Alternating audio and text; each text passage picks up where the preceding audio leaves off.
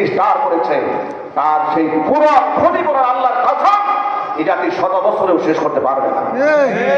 এত ক্ষতি তারা এই জাতির করেছে, মুসলমানদের করেছে, ইসলামী সংস্কৃতির করেছে। আমার প্রিয় যুবক ভাইরা, মা বোনেরা, মূল কথায় ফিরে আসি। আল্লাহ নবী শিশু বাচ্চাদেরকে মহাব্বত করতে বলতেন। কিভাবে মহাব্বত রাসূল করতেন শোনেন। নবী করিম সাল্লাল্লাহু আলাইহি ওয়াসাল্লাম ঘরের মধ্যে নফল নামাজে সিজদায় পড়ে আছেন। এমন সময় হাসান এবং হুসাইন রাদিয়াল্লাহু তাআলা আনহুমা, দুজনে ছোট বাচ্চা, হুজুরের কাঁধের উপর উঠেছে গিয়ে দৌড়া বানিয়ে খেলা করছে। রাসূল সিজদায় পড়ে আছেন, হাসান হুসাইন নানাকে ঘোড়া বানিয়েছে। কি বানিয়েছে বলুন?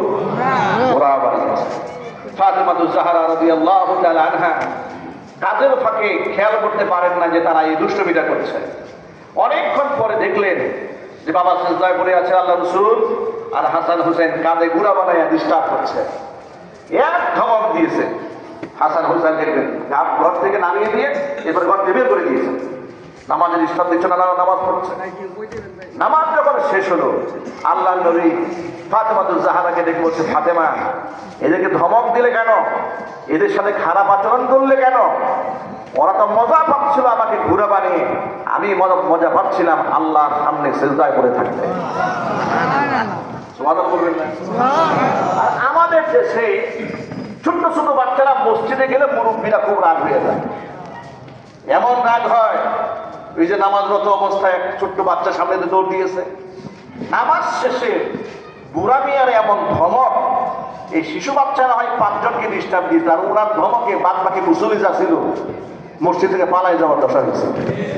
ঠিক আছে, নিজেরও বলেন ধমক দিয়ে শুরু, এই আর বাবাকে কার সাথে এসেছে, নামাজ নষ্ট করার জন্য শুরু হয়ে গেছে বয়ান। মনে রাখবেন, বাচ্চাদেরকে আপনি চকলেট রাখেন মসজিদে, বাচ্চাদের জন্য খেলনা রাখেন, ছোট ছোট খেলনা রাখেন। এরা আল্লাহর ঘরে আসুক, এদেরকে যদি আল্লাহর ঘরের দিকে না আনেন, এরা ভবিষ্যতে এই সমাজের মধ্যে কিশোর জ্ঞান হবে। এদেরকে আল্লাহর ঘরের দিকে যদি না আনেন, এরা ইসলাম সম্পর্কে না জানে, আজকে তো হাজি তামাশা করছে, একদিন ঠিকই ছেলেটা নামাজে দাঁড়ায় যাবে। ঠিক আছে, নিজেরও বলে আল্লাহর ঘরের সাথে যে সম্পর্ক করতে না পারেন, এরা এই 31শে ডিসেম্বরে 31st নাইট উদযাপন করবে।